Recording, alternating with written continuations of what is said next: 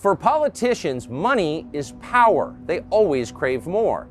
But because they don't actually produce anything, they've got limited ways to get it.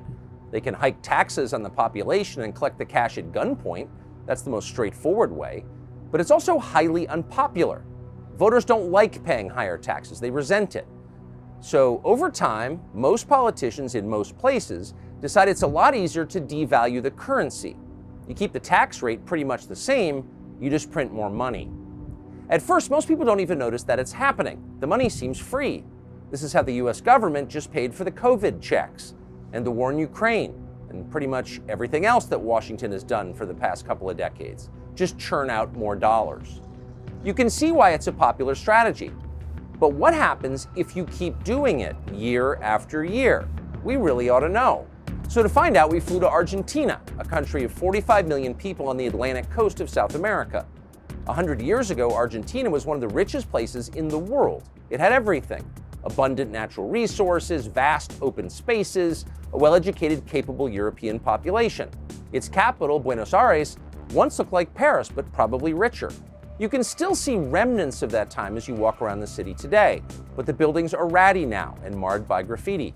Argentina is no longer a rich country. It's one of the poorest nations in the Western Hemisphere.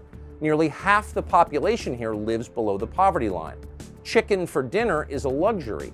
The people are still impressive, the natural resources still exist, but Argentina's leaders have destroyed the country by devaluing its national currency. Argentina now has Weimar-like hyperinflation. It takes a brick of bills to buy lunch. Roads and bridges fall apart and nobody can afford to fix them.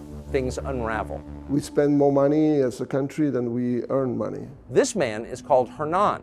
He's been trying to run a restaurant in one of the richest neighborhoods in Buenos Aires. It's really very hard to work in Argentina, to live in Argentina. We are tired. I think that's one of the main feelings of the people. No, people are tired of all of the politicians saying the same things a couple of years and nobody does nothing good. Over the course of the average month, the Argentine peso loses 10% of its value. In other words, everybody gets 10% poorer every month of the year. It doesn't take long for people to go hungry. Our institutions have something wrong. Diana Maldino is an economist and a candidate for the Argentine Congress. Basically, the problem we have right now, we are 47 million people, out of which only 11 million people have what you would call a job. Slightly under 3.5 million people work for government, and 7 million people work in the private sector.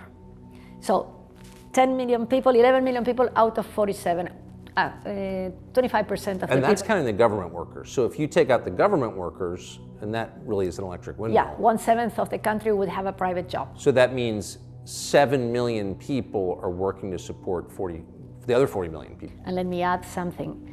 60% of the children are poor. So if you ask me, if 60% of the children are poor, the whole country is poor. Argentina's currency is so inflated and worthless, it can no longer be used to buy anything of value. Cars, houses, even bicycles are priced in US dollars. The problem is the government lies about this. Banks are not allowed to exchange dollars at market rates, and that drives the entire population underground to the black market. So we're in downtown Buenos Aires. It's a Friday afternoon, and we're on our way to a cueva, a cave, to change US dollars into pesos.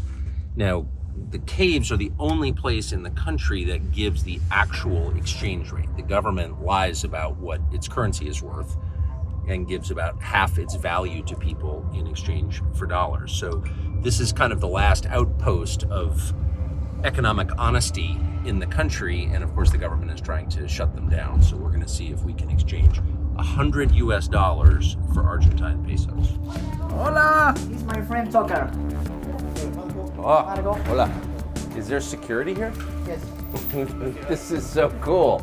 Well, we're on the top floor of a building, unmarked. We just got buzzed in after waiting outside for a while, and trying to change a $100 bill. Okay. How many money do you expect are you going to receive?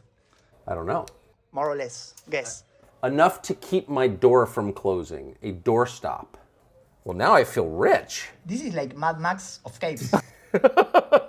Don't seem like that? That is, so how much is that worth? Thank you.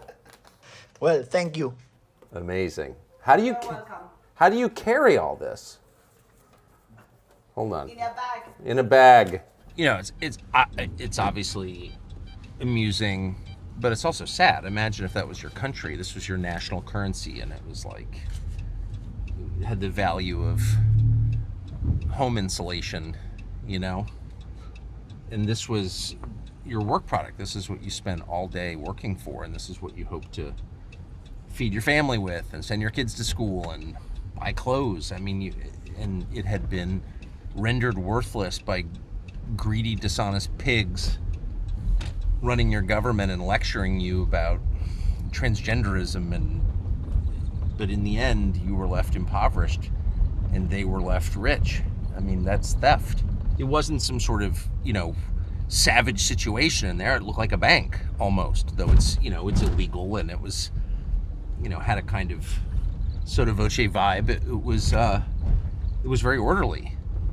But imagine if your life entailed going 4 times to a, quote, cave just to get the actual exchange rate on your money that you made by working. It's, again, they're stealing and they're lying and they're enforcing that lie at gunpoint. They close those places down because they're this little window into reality that the government can't tolerate. That's what a collapsing society looks like. Everybody's moving backwards. Nobody can tell the truth about anything. The functions of ordinary life have to be conducted furtively, in caves. In Argentina, the incentives are now so perversely inverted that many people decide it's not worth working. They can make more money sitting home idle. Sometimes we don't work because it's cheaper not to work than to work.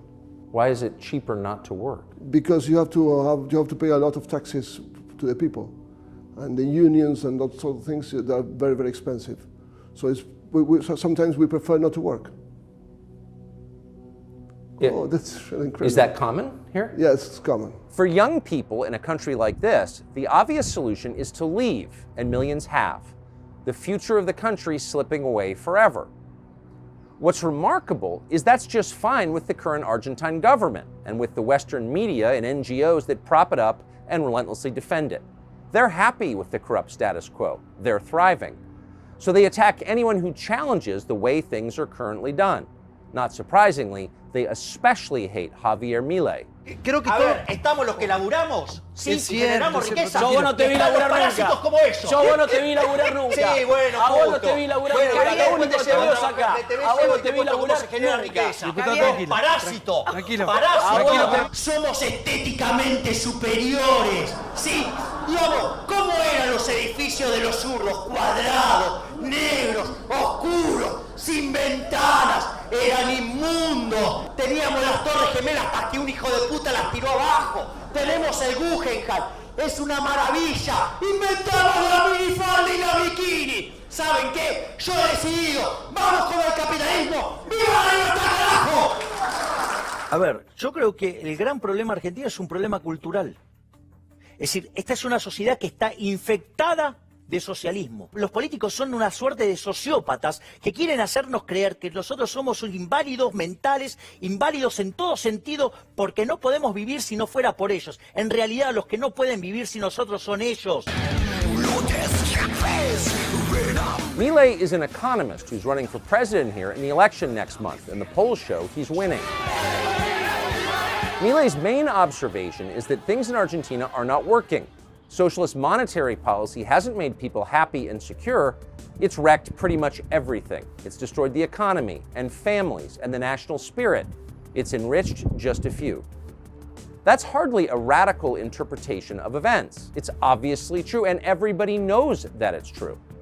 But for daring to notice it, the stooges at Jeff Bezos' Washington Post and many other Western media outlets have denounced Javier Milei with rising hysteria as some kind of crypto-Nazi.